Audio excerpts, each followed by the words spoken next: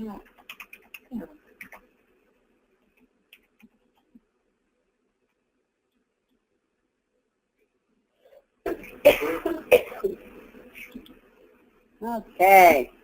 Once you are logged in, you see all the regular places that you can go, but for that we're filing a new case. So first thing we'll do is you see down the left, the frequently used ones are at the top, which are the advance notice, the consumer complaint, petition, and public comment. And these will be probably the most frequently accessed ones that you all will use. The other on the bottom, request for accounting order, disconnect notice, energy savings account, miscellaneous, Rule 5.202 special contracts are available to be used, but we put them down there because you'll probably be filing petitions and things more often. So first thing you'll do is very straightforward. You'll click, we're going to file an advance notice right now. We're going to practice that. So click that, and it will bring you right to your form.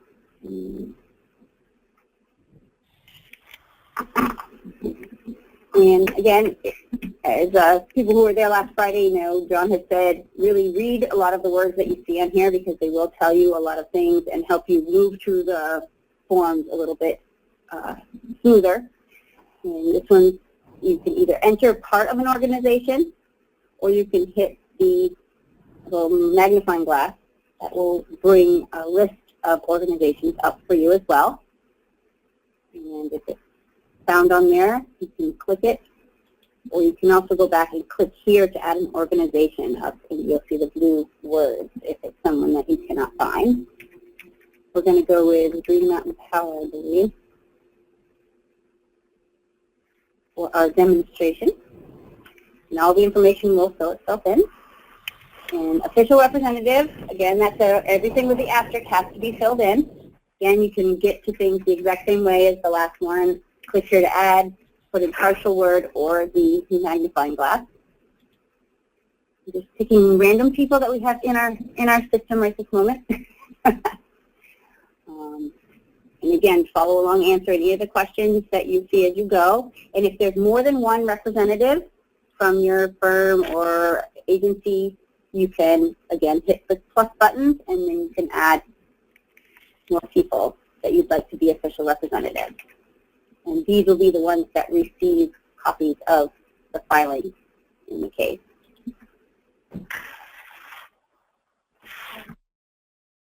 And we continue down. Again, everywhere you see an asterisk needs to be filled in. So we're going to do, this is an advance notice for a 248A. Is that what we're doing?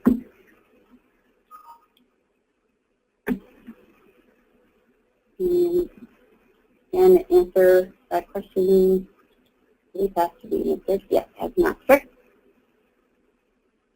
And we'll continue down to locations. And again, this must be filled in, and yes, to hit multiple, if there's multiple addresses in the project, again, the plus button down below, you can always use that to add in as many as that you need. And we have pre-entered the cities, so you use the little caret, will give you the nice list of all the towns.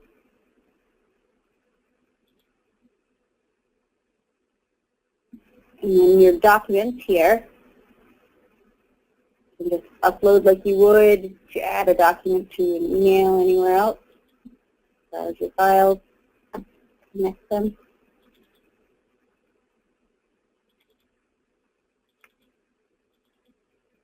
Our little test documents we're going to add so we can see how it all works. And then this question here, agency notification.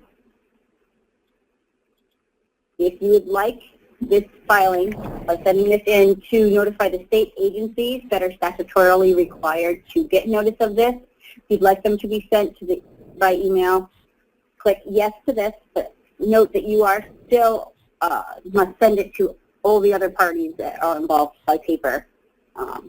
This only gets it to the statutory agency. And it's, yeah, you'd have to send it to the adjoining landowners, anyone else that's supposed to get copies of your advance notice. So you hit submit, right? And Okay. All right, and after you do that, you should receive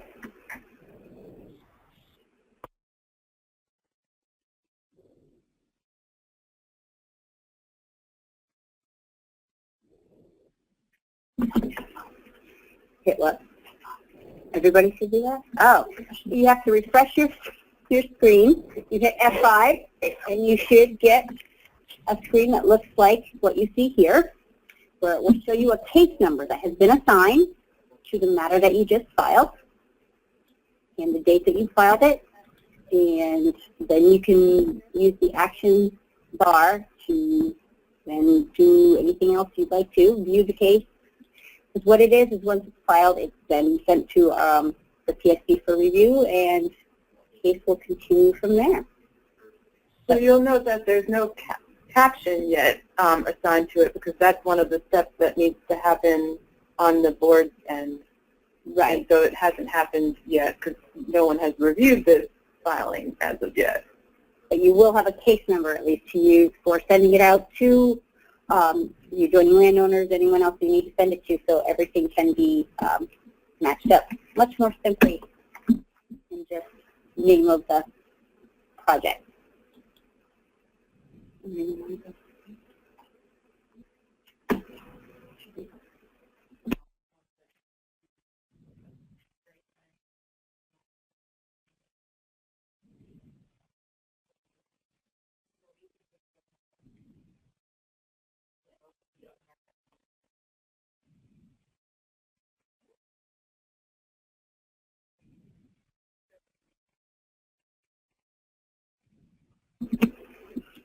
All right. Did anyone have any questions from that? You don't see anything in the We don't see any questions so far. Does anyone have any? Okay. Don't see anything yet. So that would be one case that would show in your, let me get to that, case details. So if you go back to like your home, is that where you would see? Oh, my case is actually at the top. And we'll show you. That's one of the cases. And as you file more things, in many cases, they'll all show here for you. Be a quick place to go and get into your cases. So next, we're going to actually file a consumer complaint. And again, you just click it, and the form will pop up. And again, reading all these information at the top is very helpful because it will explain what you can file as a complaint with us, the different kinds of places that we will help you with, and also that people were asking that you contact the Consumer Assistance Program before you file is always a good route to take first, as the first question is, have you previously filed a complaint with Kathy? And again, go through and answer any of the questions that have asterisks.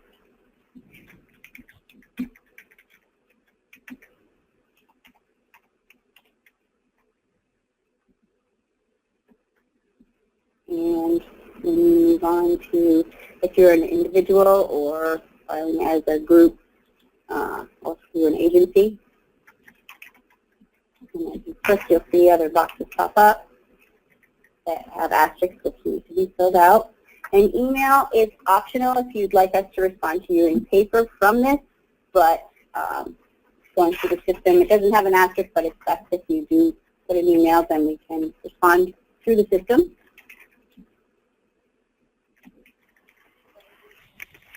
And the next question, telephone is not, you don't have to answer that one.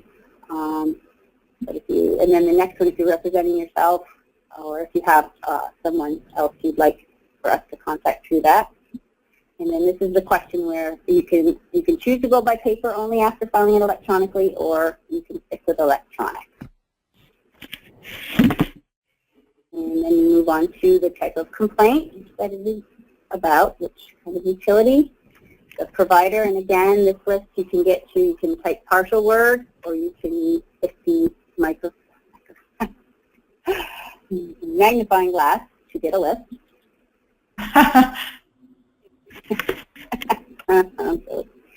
And then you continue on, and you have a drop-down list of what kind of things it can be. And then you can attach your complaint, again, as you would attach anything else in any of the other filings here. And you can continue on and put any other supporting documentation. And if you have more than one document, or you can keep hitting the plus down here, and you can add as many documents as you feel you need to file your complaint. And once you have everything entered, you'll see the Save for Later option down at the bottom when you're filing. Save for Later, all that will do is save it in your own account that you can pull up later, and then actual file. But remember that none of your documents you attach initially before you hit Save for Later will still be attached to your filing if you come back and try to do it later. So if you hit Proceed from here, it will file this with all the documents attached.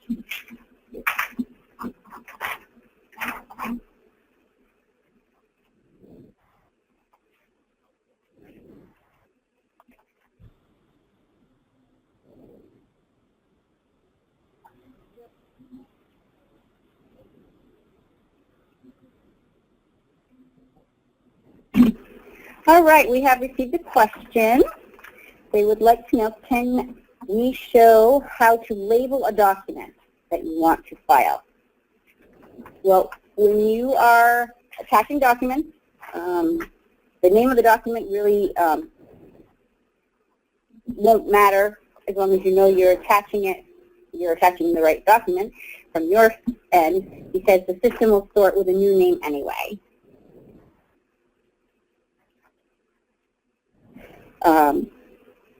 The fields provide information about what the document is and what place you have attached it.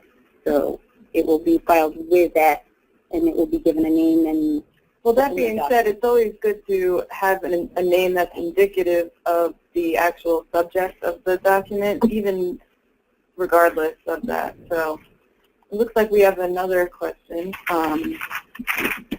Can you explain again about the Save for Later and attaching documents? Well, yeah. So for Save for Later, if you hit Save for Later, the case itself will save it. It won't be submitted yet. The thing to remember is that if you attached any documents to that case, those documents, once you open the case later, will not be saved there. So if you're spending a lot, when we get to the next case that we're going to get to is Petition, and if you're spending a lot of time uploading different documents, which, you know, for 248, there's lots of documents that are required, then those attachments will not save for later. So we can actually test that out when we go to the next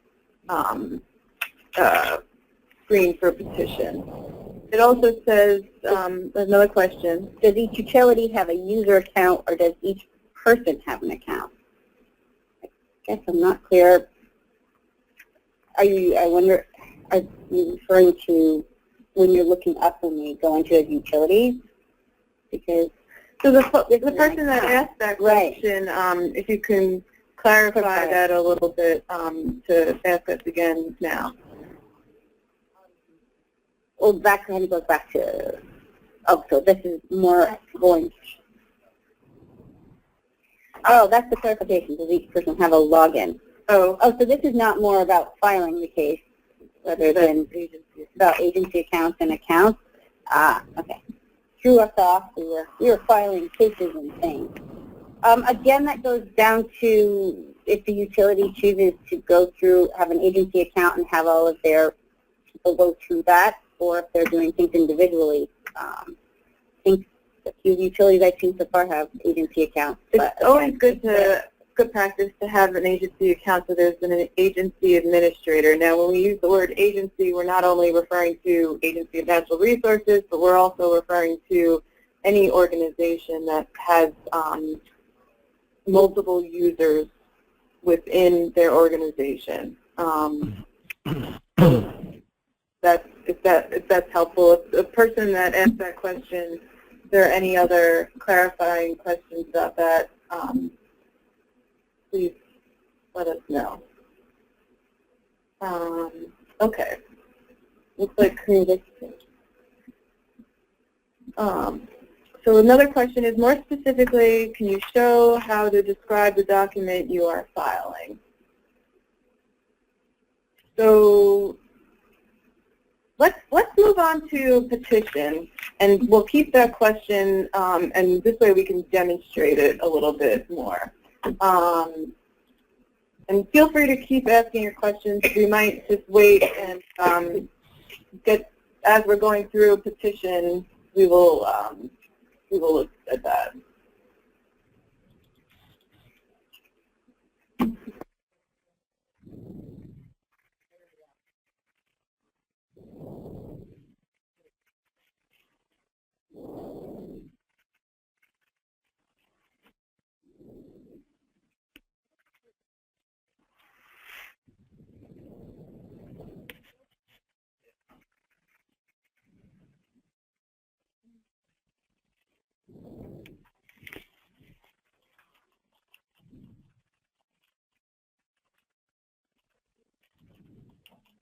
We'll just do this.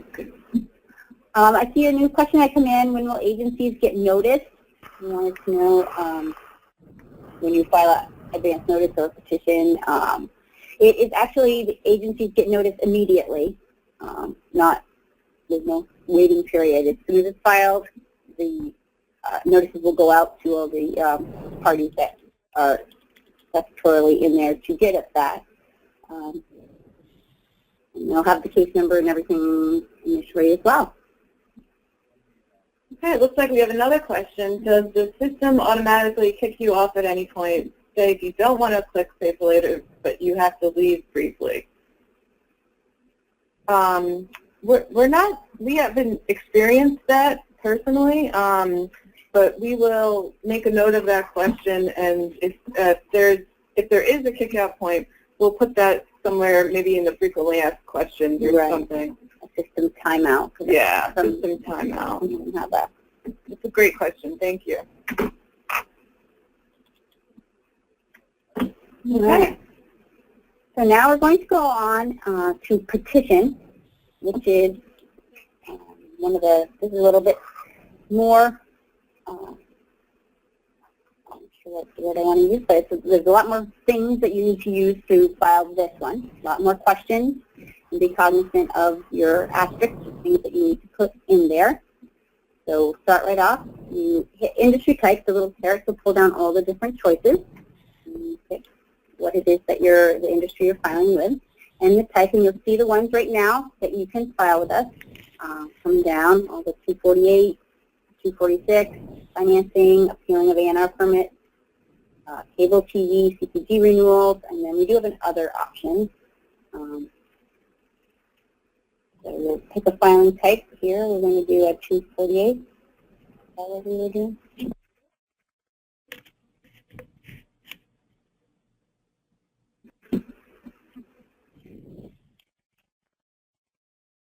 And again, organization, or answer the questions as you go down. They're pretty self-explanatory, but they need to be answered.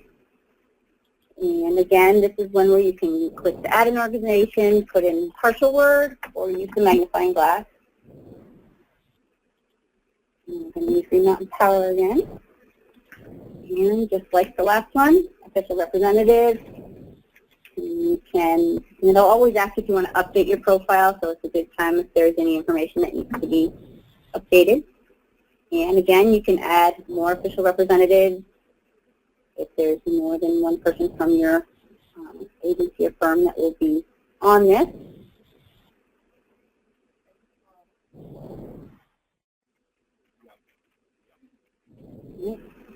And again, continuing on with the filing itself, does financing request relate to this? Yes or no? Is it construction related? Part of a standard offer. And this is about primary agricultural soils. needs to be answered as well.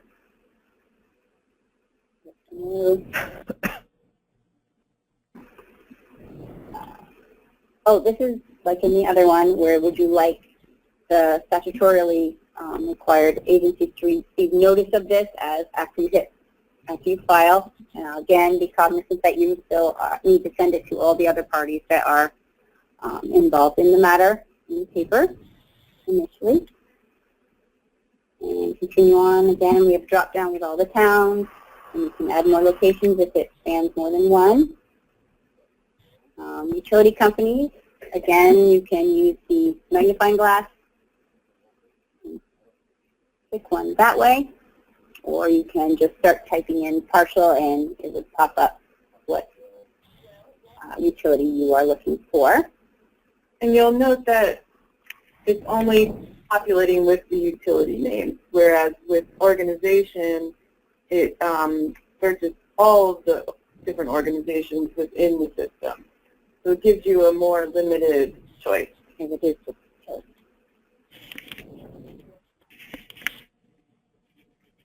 Project size, where you're going to start getting a little more specific to your project, what you're doing. And we have more drop-down menus to help you fill in the choices that you're there. From the choice, other things will pop up that you have asterisks as well that you need to make sure are filled in. As with all of our forms, in the asterisk you leave blank, the filing will not get accepted.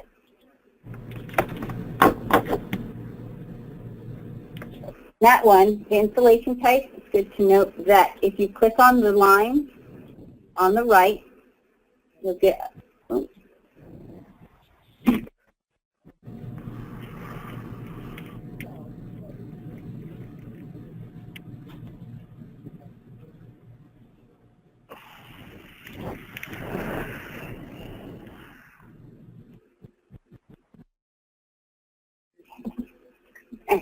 all right, that's sorry, you got a little diverted for a moment. But you'll see when you get those 3 lines on the right, you'll get a list. And what this means is that you can click more than one entry on these. Anywhere you see the multi-lines with the caret, so you can pick one or more, depending on what your project has going on. So I just want to bring that to your attention. And then on with all of the other questions about your project. And again, these all have asterisks, so they need to be filled out.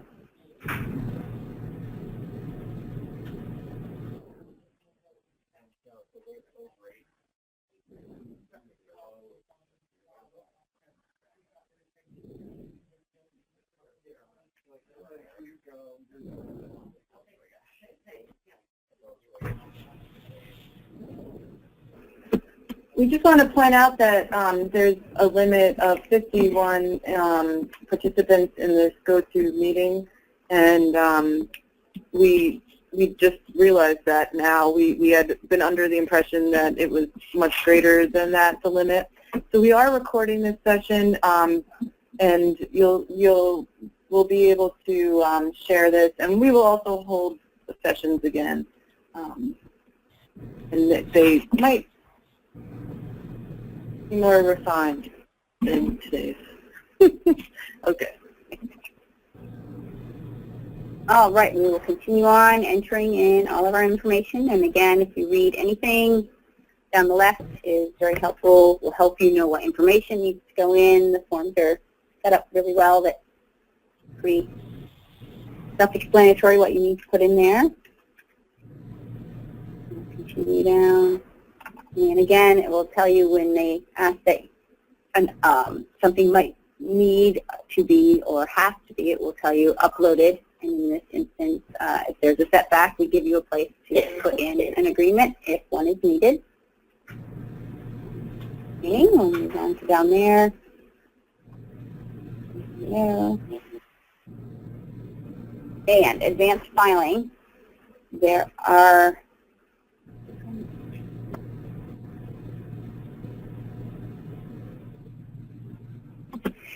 you'll find this on some of our forms, the advanced filing, there are some that's mandatory to file with us, and in this instance it's not. But if you have filed it through ePSB, you would have gotten a case number, and this would be where you would enter the case number.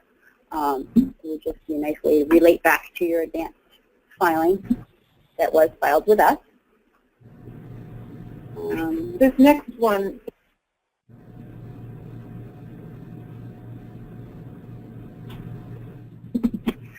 we just did get a comment that it sounds like not everyone has their phones muted because some people are having a little trouble hearing.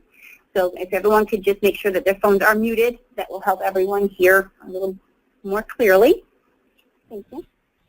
I just saw a question, are advanced notices a different number than the petition? And the answer is yes. You'll notice that there will be a different number assigned to it, but because some types of cases require a advance notice be filed, we need to associate that case number for the advance notice with the case number for the petition.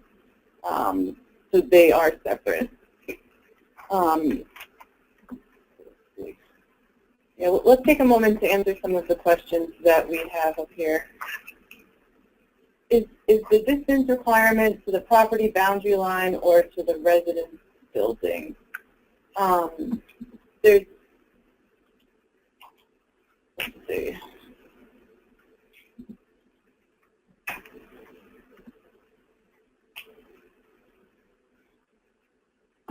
For here,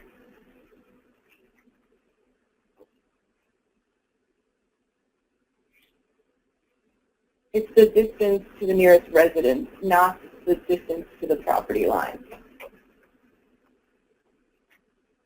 Property lines are designated separately. This description of property boundary, typically you would have the southern property boundary, the eastern, the western, if that's the way that the property boundaries are set up.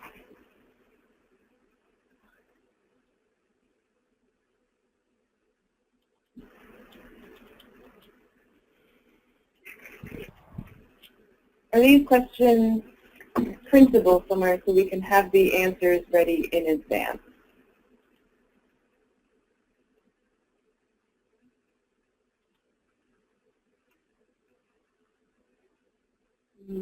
That one, I think that there's no option for that until after, but once you do it once, then you could. Well, let's save that question and test it out.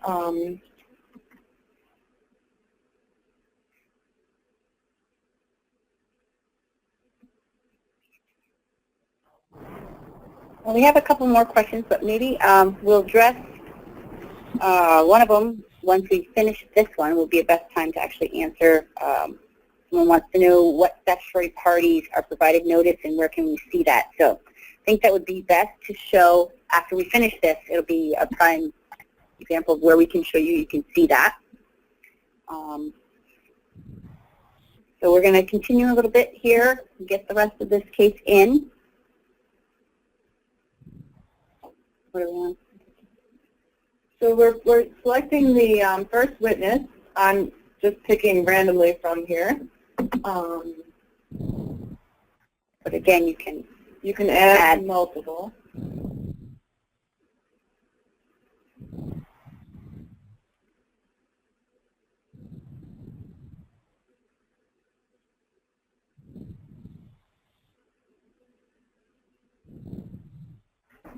And confidential documents, that is one where right now,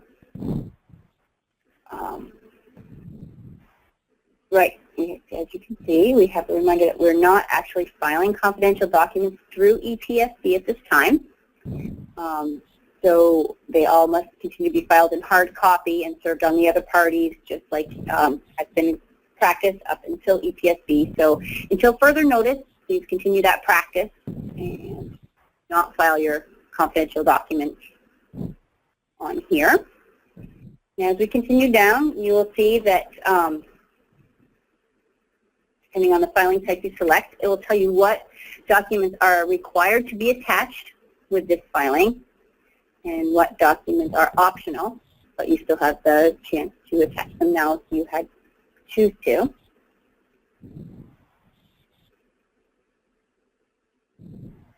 And again, reading all of this, especially the first few times you do that, you file, is very helpful. We'll explain a lot of things for you or whoever is filling this out for you. And now we come down to documents. Here we go. If you hit all of the magnifying glass, you'll find all the different names of forms that can be filed. And then again, you need to upload the document as you would in the other places.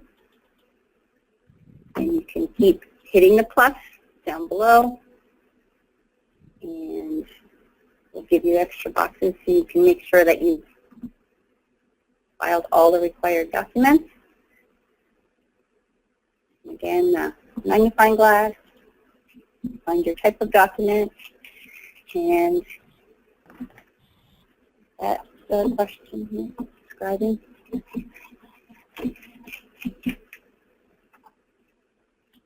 So back to the question where, more specifically, can you show us how to describe the document you are filing? So you'll notice that here it's more specific. So there's this selection here to choose what type of document it is. And we have a document database of names, and this way they'll be associated with the appropriate type of document, because the petition will not be able to be filed if you have not entered in all of the required documents. So you'll see that up here we have 1, 2, 3, 4, 5, 6, 7 required documents. So far I have attached the A&R application fee form and the petition. So next I'll attach the index matching evidence with the 248B criteria. So if I come back down to add another public document and I look it up, index matching evidence with the 248B criteria, and you'll notice that now this document is associated with this type of document. Now, in this case, I just have document 3 written down. However, it might be helpful to name your document something that is more indicative so that you know what you're uploading to associate with this document. Now, the next is list of adjoining landowners. Now, when I have done uploading and testing on this, I have made sure that I had rather than having to scroll up and see what's required, I just kind of had that list separate, printed out in front of me. So that might be a helpful tool as you're familiarizing yourself with the document system. Adjoining landowners. The list of adjoining landowners. Just going back up here, you'll see the next one is certification redevelopment of list of adjoining landowners. We're adding another public document.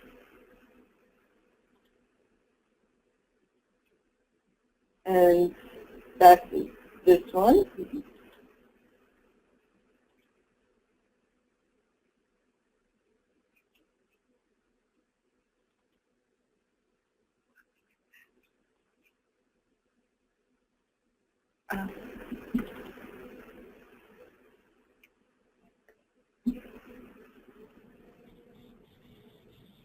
The next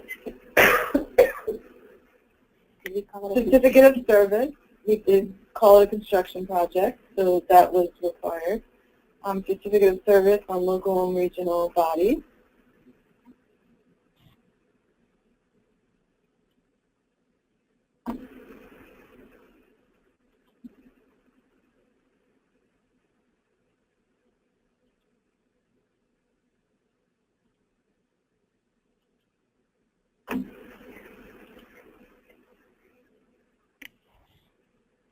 And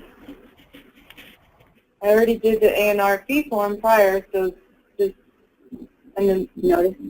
the notice to adjoining landowners, which is different than the list of adjoining landowners.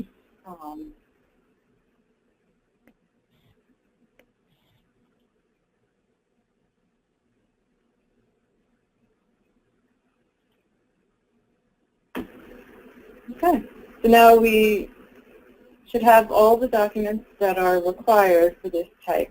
If you have any, the direct pre-filed testimony and exhibits will be done in a second step. So once we've actually hit proceed and submit the case, then we'll have another, we'll walk you through that.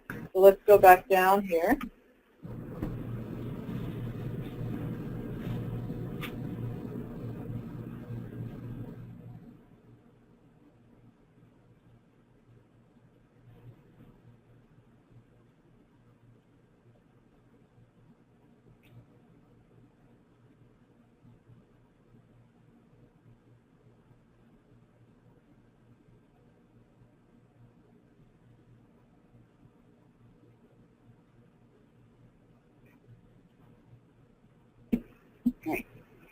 And after you get all of your required documents in, there is a place if you have any other kind of motion that you need to file with this.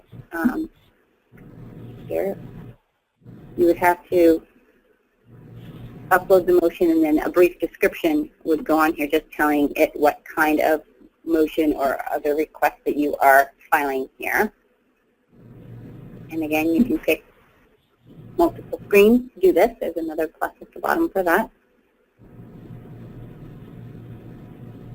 And after you feel that you have uploaded all of your documents, as it says, as Andrea already mentioned, pre-filed testimony exhibits would come as a second set screen. So here you say yes.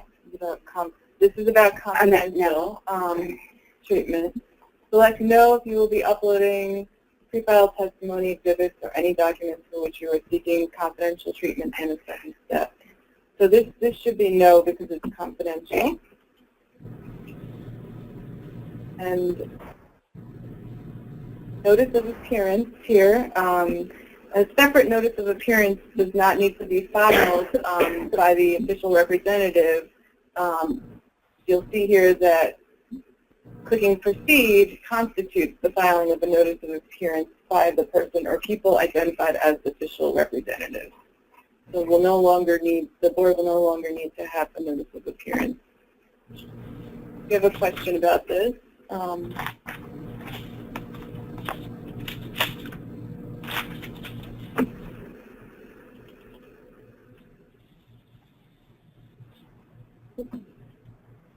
would an attorney's notice of appearance classify as another document? So, so now that question, I believe, is answered by this, what I just mentioned, which is that once you hit proceed, that constitutes the notice of appearance. And then another question is, can you please show us again how to select which organizations we want to notify when we file a petition? That is not an option. The only party or parties that would be notified would be the statutorily required parties. So any other this is from the Efficiency Vermont staff, and we know that the efficiency EEU-related matters, we have a very long list of emails that those are provided to, and we are working on a way to actually have that be utilized somehow. So we will keep the Efficiency Vermont folks in the loop on any progress that we make on that. That was also asked at the in-person training last week.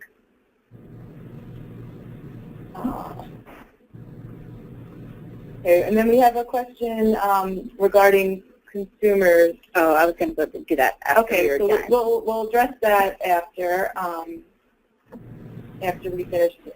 So let's go back to and hit proceed.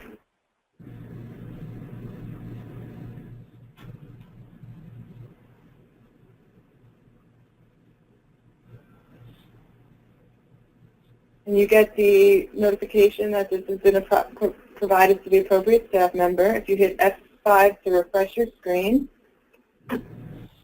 you'll see that this petition has a case number. And you'll notice that the advance notice that we filed earlier has a different suffix for its case number. It has AN as opposed to PET. So that goes back to one of the questions that we got earlier about the different case numbers for advance notice versus petitioner. And that would be the same case if the advance notice had been filed for the same project as the petition. Okay, so let's go back to petition, and we are going to now do a EEU-related petition. And this is where we would go down to other. I'll answer these questions.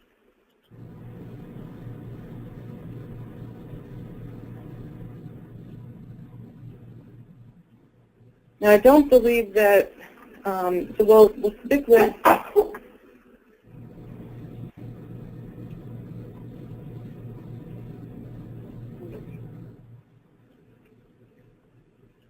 we'll just pick a random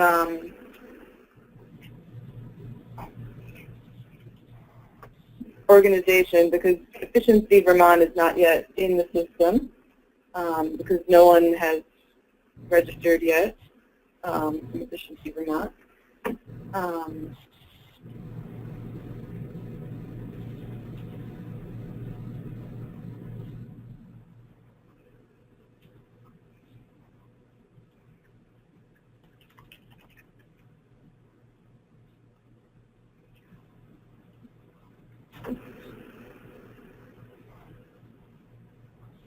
Now, this petition subject matters. Because you selected other up above, it gives you another menu here. And we've identified a great many of the statutorily requirements or directives where the board is directed to get involved with the case. And so, however, there is an option to pick other again. So you'll notice that the efficiency is not an option here. So, however, mergers and acquisitions is an option here. This is another thing that would fall under other. And you'll also notice that alternative regulation plan proposal is under here. Condemnation. So other encompasses quite a variety. However, this list is only where there is a statutory link. So if we go to other here, then we would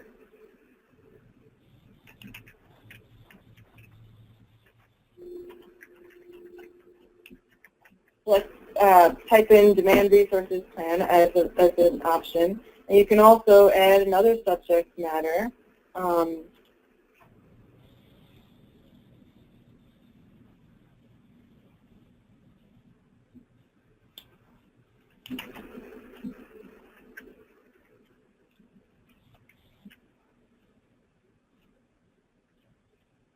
And again, the witnesses here is the same process as it is for what we just went through earlier. So if we just add a witness from the list here, or if your person is not listed, you can add a new person. It's brought me back up to the top there once I X'd out of that.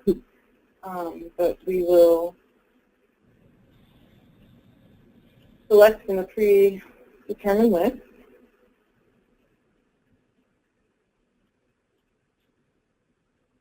And you could add multiple witnesses. Will you be filing confidential information? Again,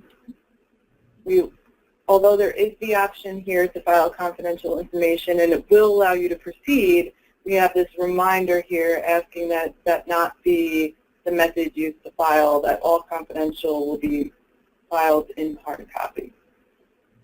Now you'll notice that all of these documents are optional now.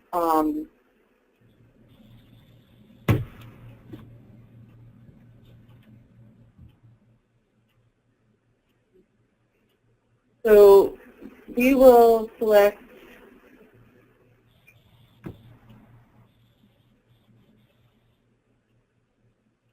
petition here. That is what we're filing here, the petition. Now, if it's something that is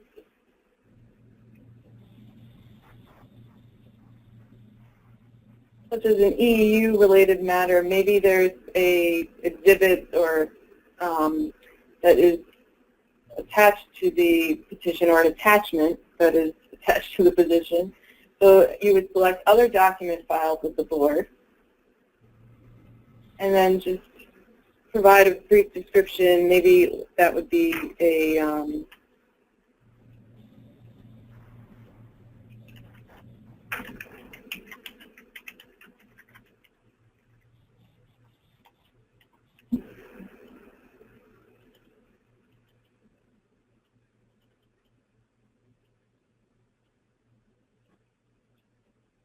and if you had any motions that you wish to attach to this petition, you can do that as well. Down here. Now, you'll notice that I attached the same document twice, document 1 and document 1 here.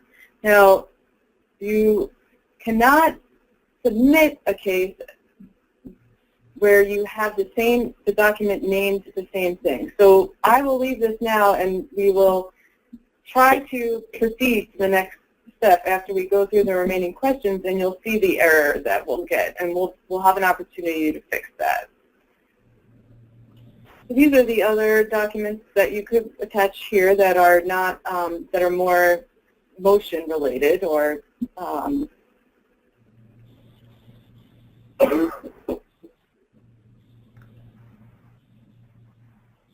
now you always have the option to minimize these. If you know you don't have any of these to attach. And have all your documents been uploaded? This is only if you're doing confidential treatment, which no one should be doing.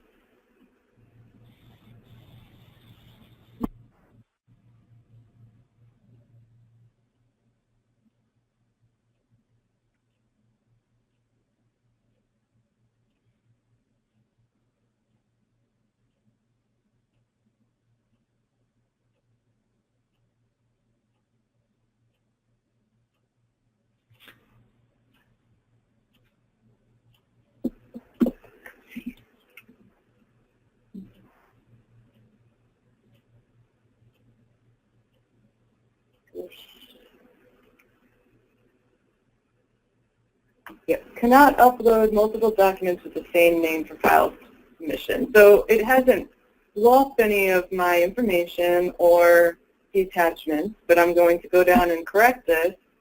And here we go. So it has booted off the attachments. So here I'll make sure that I attach the correct file. And try again.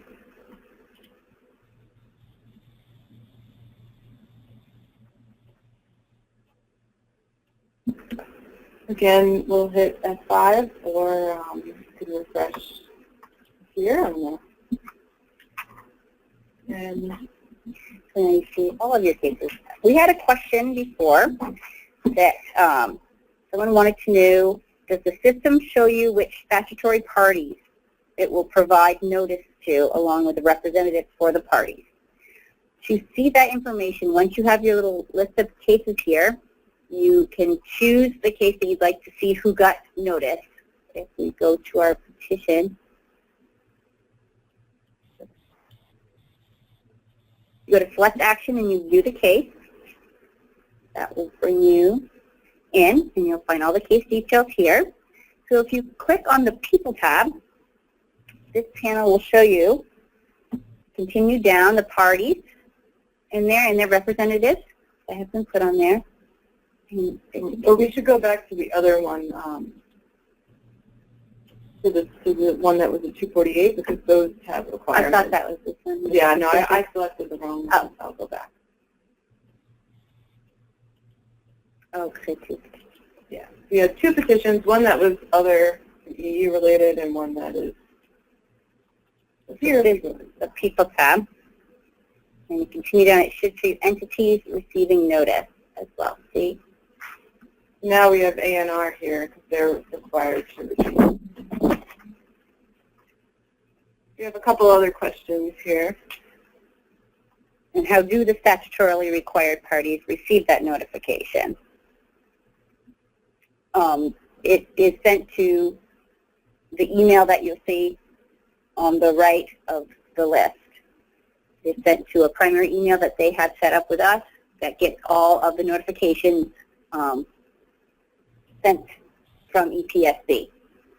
And once, if they become in the case, then they will assign a counsel or whatever for their group, and that would be replaced where it says like general counsel here or director of public advocacy.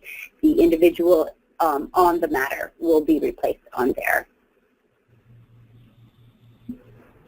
We have another question.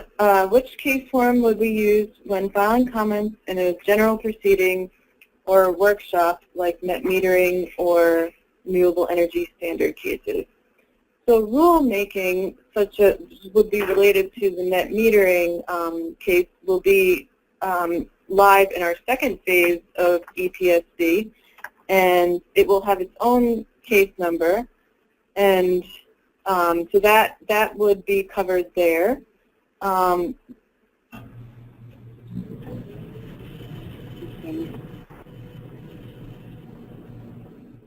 And what about tariff filings? That also will be in phase 2 of the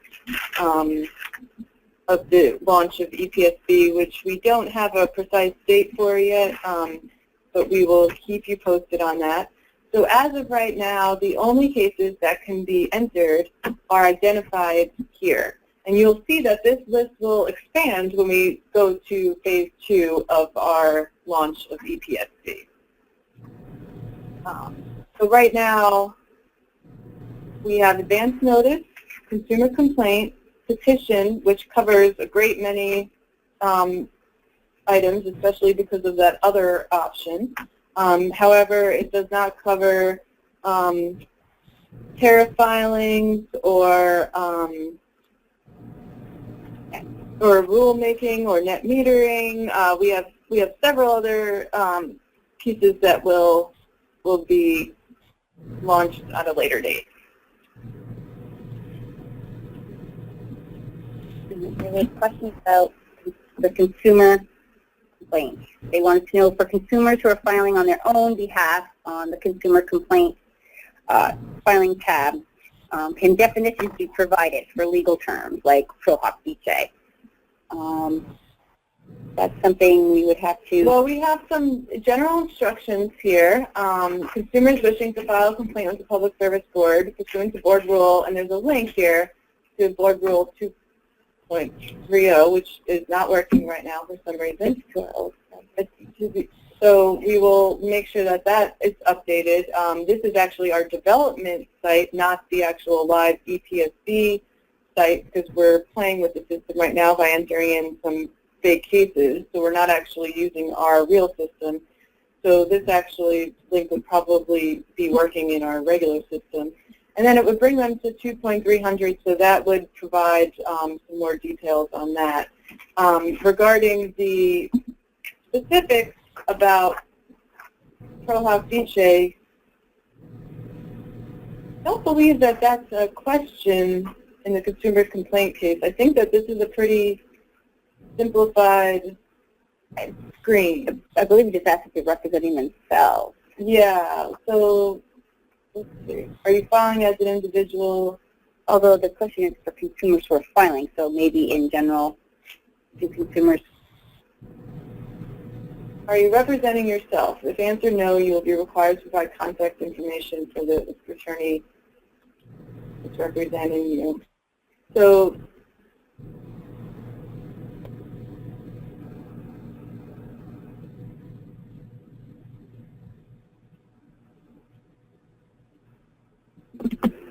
But as to verbiage like Pro Hoc Vice, if they're filing any of the other filings, we do have a help page for filling out questions. We will go over that and make sure things like that are included on there. We'll go over it and see what... Although that question, I think that the complaint is a pretty simplified. The complaint is right. We made an effort to make that simplified. Okay. And now we have another question. When are adjoining property landowners listed in terms of whether they have received notice? So the adjoining property, as part of the petition, we'll go back here, one of the required documents is a list of adjoining landowners and the notice of that was provided to the adjoining landowners. That's all done by the filer. Yes, so you would only be able to see that as a document. If one of the adjoining landowners requested party status and made a motion to intervene, then they would be listed in the People tab that we have when you look at the case view.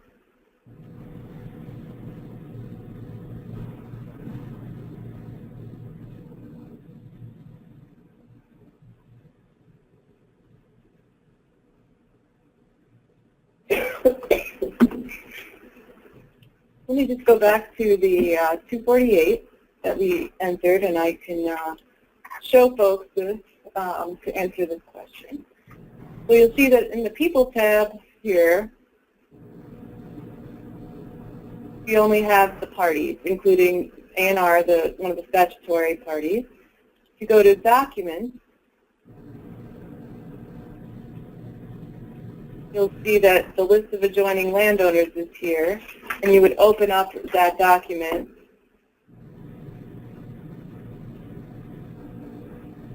You view the list of adjoining landowners. And it's a test document, so it doesn't have any information in there. So that's how you would view that.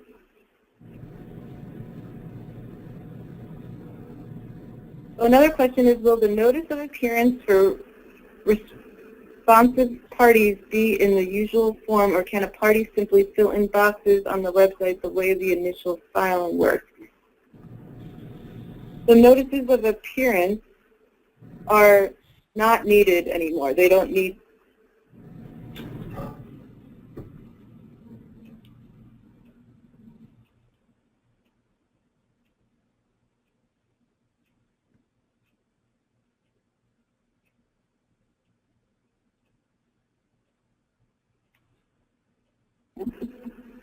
All right, so someone wants to have the notice of appearance for responsive parties will be in the usual form, or you can fill in the boxes.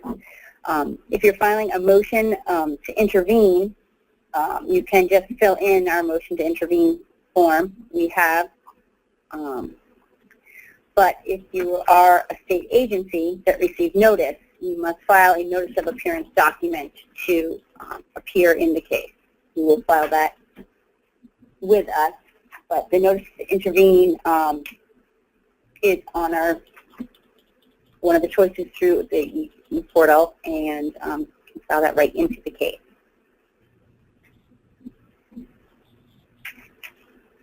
We had a couple other questions. What is the target date for Phase 2 launch? We're aiming for the summer of 2017, and any information on that will be kept up to date on our Public Service Board website, so people will be aware. Another question is, what about the service quality reporting that would happen on a quarterly basis? And that will also be a part of Phase 2.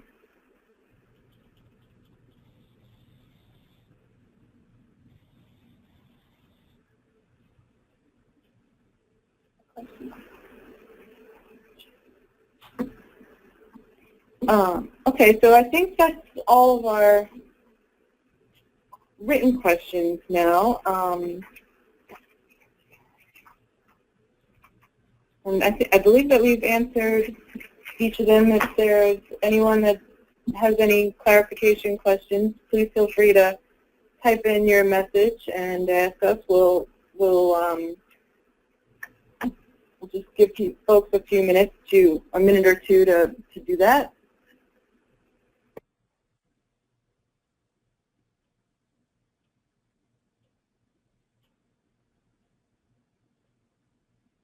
Okay, so we don't see any other comments, so,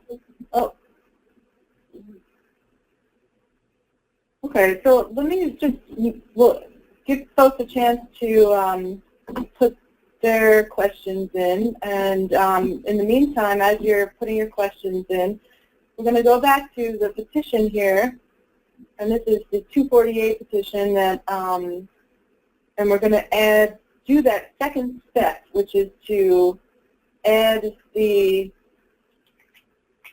pre-filed testimony, which we have as a second step because a lot of times the exhibits that are attached are very large documents. So you'll see here in this action section up here that you can add petition second step.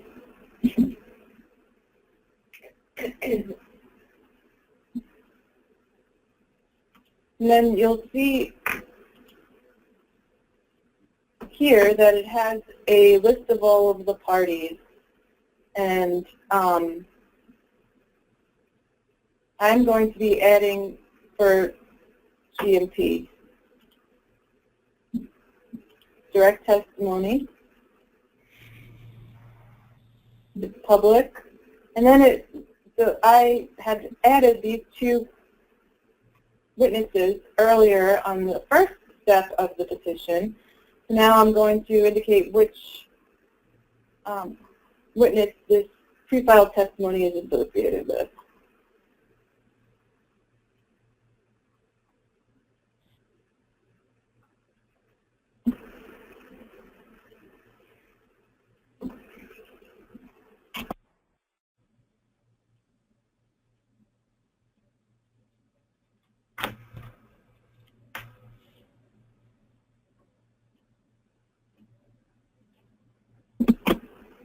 Right, so on this one, you can add all your documents for this witness. And so anything you can keep choosing and adding all your documents, and then you will do, on another form, you will do everything for your second witness, or multiple, how many you have.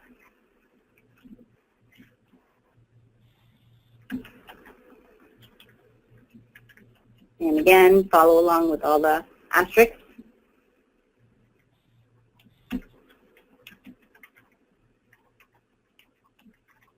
You can add another document using the plus at the top.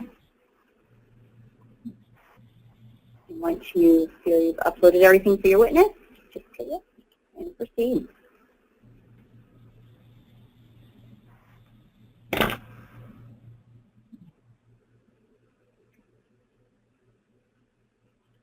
You go in and choose the same second step to add for the next witness.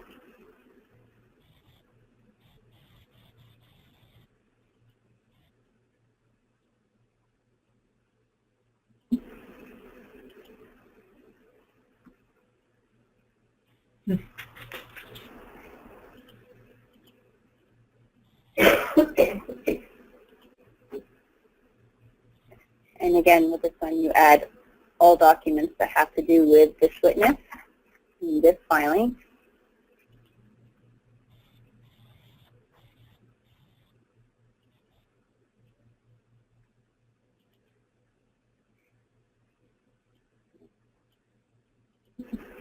There's a lot of choices there for exhibit type as well, so read those over.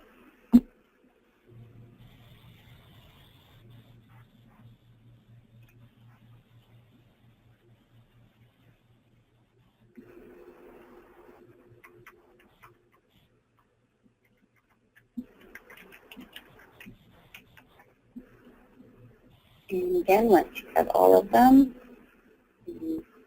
they've all been uploaded and proceed.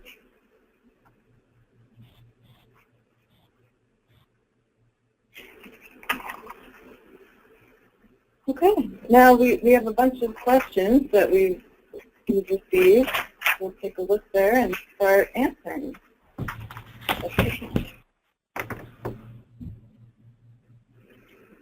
What falls under miscellaneous administration? I believe that's referring to here, this other case form. We'll take a look at that.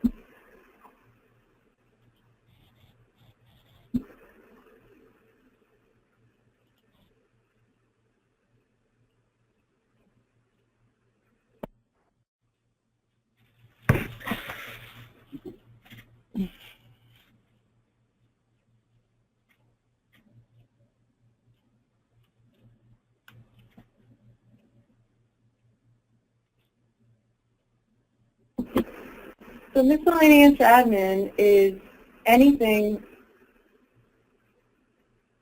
that is not requiring board action. So you'll see here this question or this statement that says, do not include with your miscellaneous admin filings any request for a board action or a determination by the board, whether the filing warrants board action. So these are just filings with the board that would not require any board action.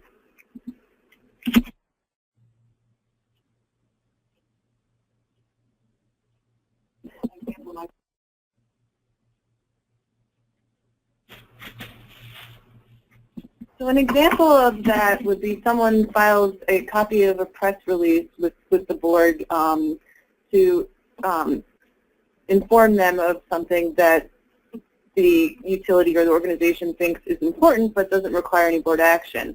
In the second phase of ePSB, there will be a report case type that would address things such as the EU annual report. Okay. Will the ePSB generate a service list including interested parties such that new filings will be pushed out to them?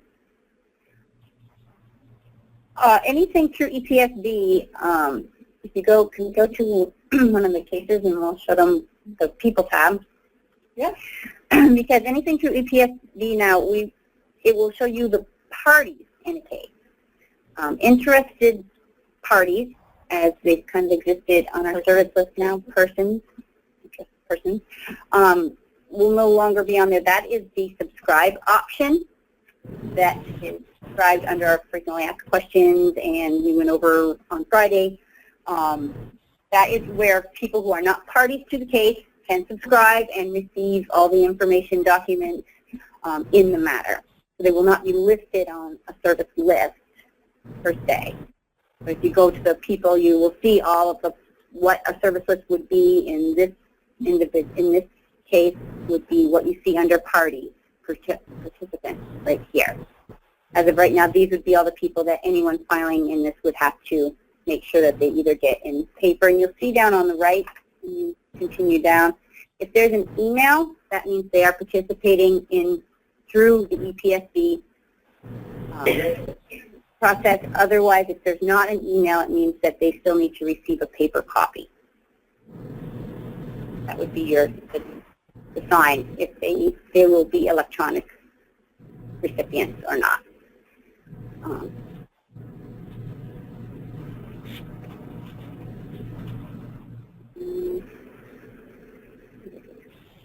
Will regularly scheduled filing, reports, or compliance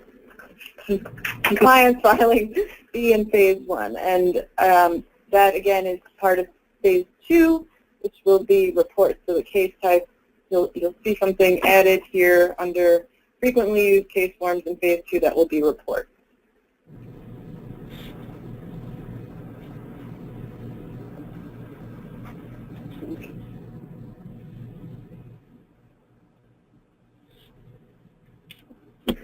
As to like compliance filing, why is that telling us compliance filing? If it is a case that had gone through EPSB and exists in there as a matter, you can file, because it would have a case number you can attach to for a compliance filing. But anything that is making a compliance filing on an older matter, you'll still have to continue to do that in paper, because it won't be accessible as a case in EPSB for filing purposes. Okay. Another question is, if a party wants an additional official representative after the case has been filed, do they need to file a notice of appearance, or should they just add that individual as another official representative? And in that case, they will need to file a notice of appearance. If it's done after the initial filing, correct? Yes. And then we have some questions about the documents that are attached to filings, or that are the filings. Do you want documents filed in PDF format? There are, I believe, in our procedures, we have. Well, let's refer back to there's some procedures that have been issued by the board that I will show you how to locate them.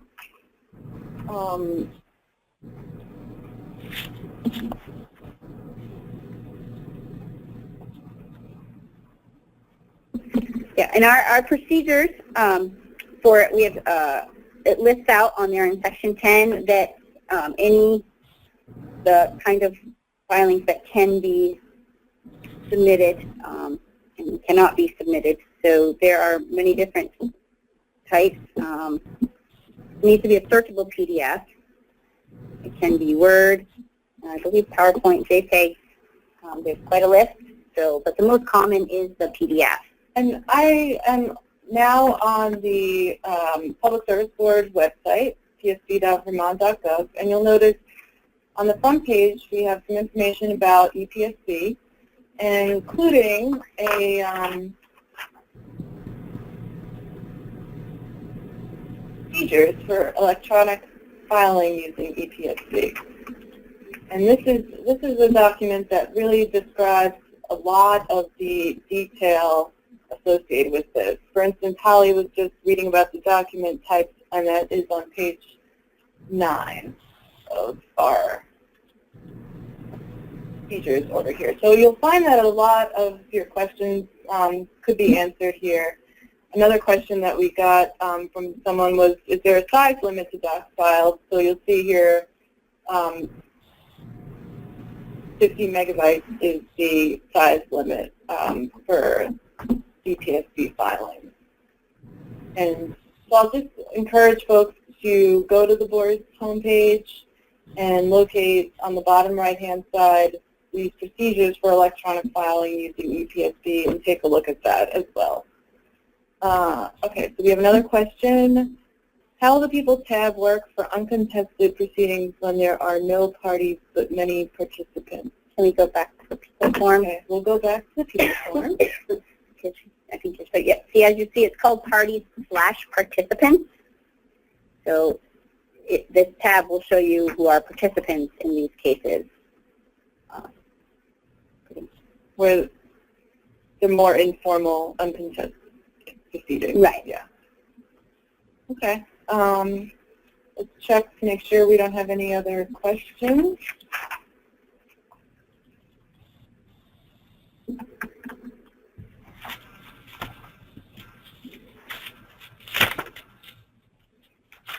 Okay. Let me just give folks a minute or two to type if they're in the midst of typing a question.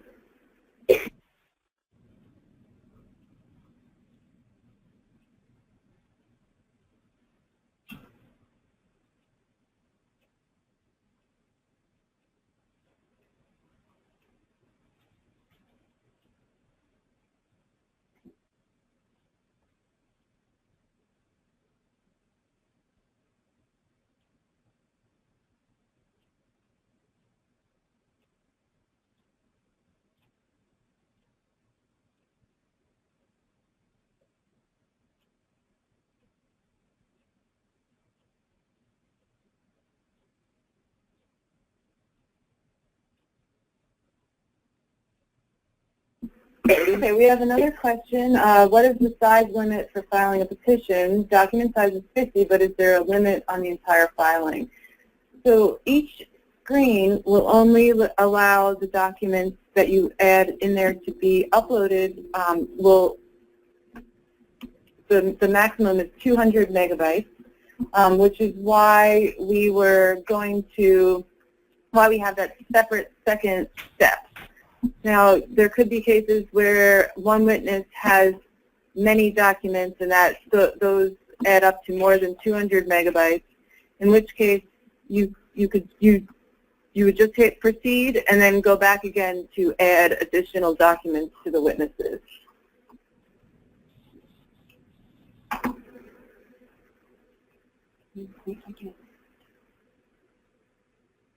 Can you point out again how we will tell if another participant has elected to proceed electronically and will not need a paper copy served? That's again on the people, or party participants, actually.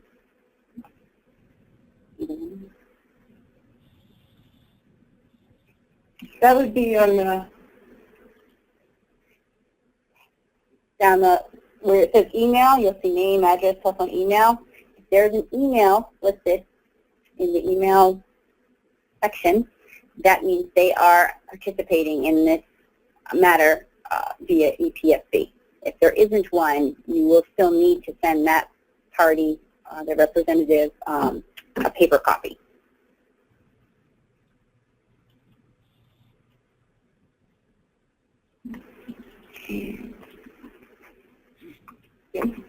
And we have another question. Are you going to go over the Rule 5.202 form? And sure, we can do that. We thought we'd have limited time, so we will go back over here to Rule 5.202.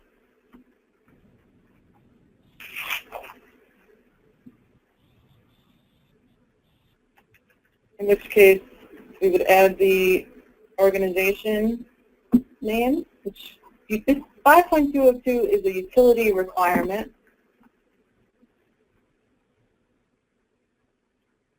So only utilities here would be listed. You pick the official representative.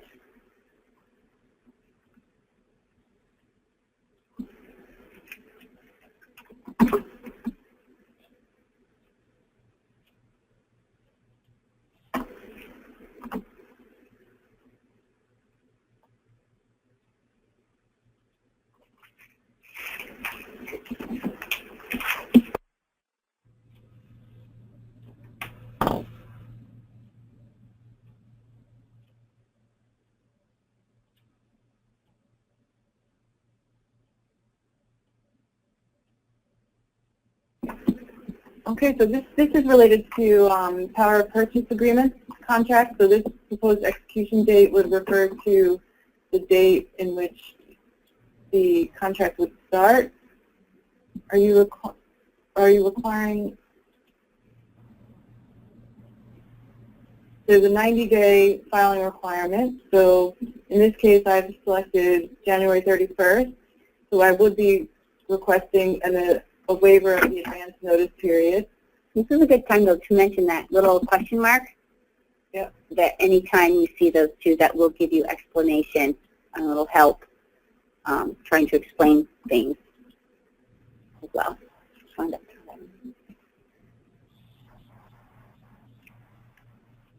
Add a little humor here. We forgot to file this earlier. You wouldn't actually say that, but you know. And then you have a full document explaining the reason.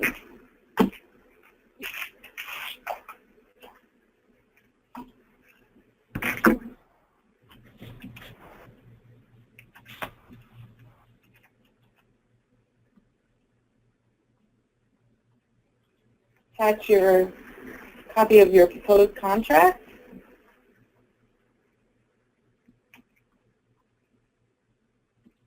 If you have other supporting documents, you would indicate those here and attach those as well. Since I'm not selecting any other, I don't need to attach anything. And then there's some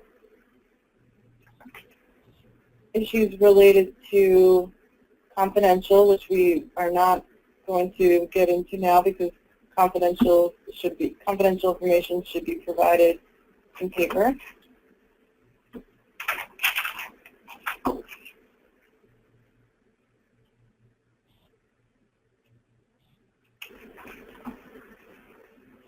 And if we refresh, we'll see that this case number has a suffix of PPA, which is what refers to the rule. So each one of these types of cases here have a different suffix at the end. So you'll notice that 17 is the year. These case numbers will all be sequential. You'll see that no matter what type of case it was, it's given a sequential number. 61 was that advance notice that we filed earlier. The consumer complaint is 62. And the two petitions are 63 and 64. The latest one that we did, which is a Rule 5.202, is 65 and has the suffix of PPA. So the question related to this is this section, Rule 5.202, for the quarterly reports and the annual resource reports? And the answer is no. This is only for filing the notices of specific PPAs.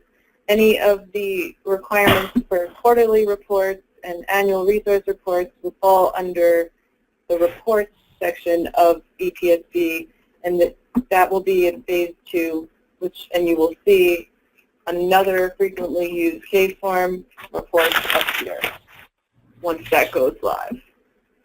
We did have a new question that they wanted to know if we could link the EPSB procedures document in our frequently asked questions section of the portal here, so you don't need to go back to our actual PSB website to do it. And yes, we are in the midst of adding some information to our frequently asked questions and linking that, and I believe linking some videos in the future as well will be all on here. Yeah, that's a great suggestion. I would say that we should associate that with question number 1 here and give people the option to link right to the procedures document. Okay, there's a question. There was an export to XLS somewhere. Will that enable you to export all your answers?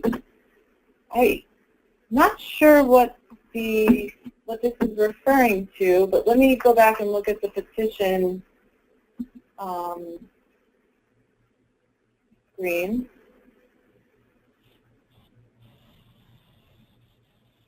Now if you go to My Cases, there is, I don't know if the person that asked this question is referring to the download CSV, comma separated version of the documents, but I don't believe there's any export to XLS anywhere.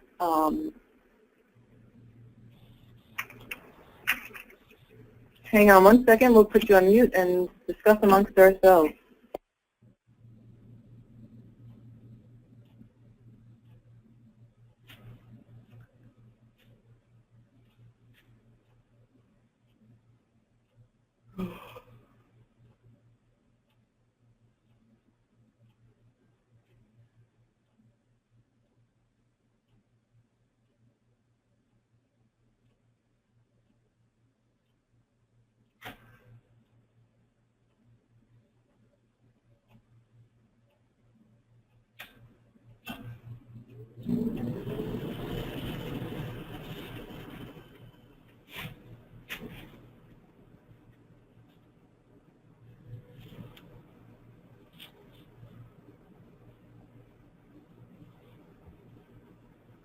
So the best way to see if everything that you entered in the case would be to look at the Documents tab. Now it won't capture the answers to the questions that you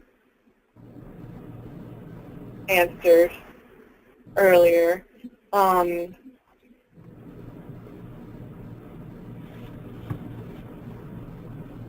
CSV is more related to searches and taking information as a result of a search and exporting it and using that information to populate your own database, it's not associated with the case as far as we can discern, but we will look into that and see.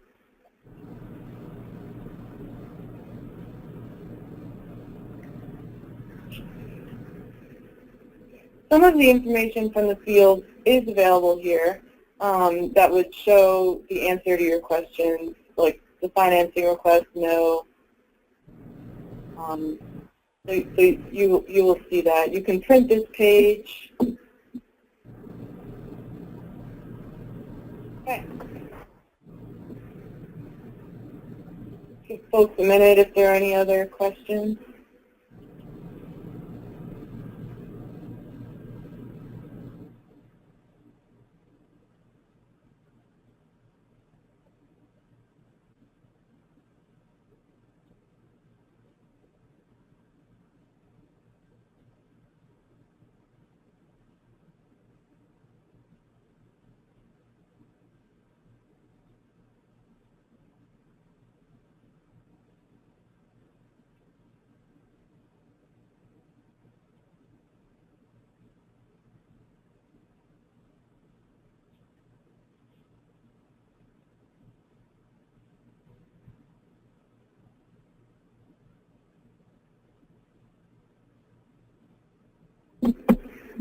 All right, it looks like the questions have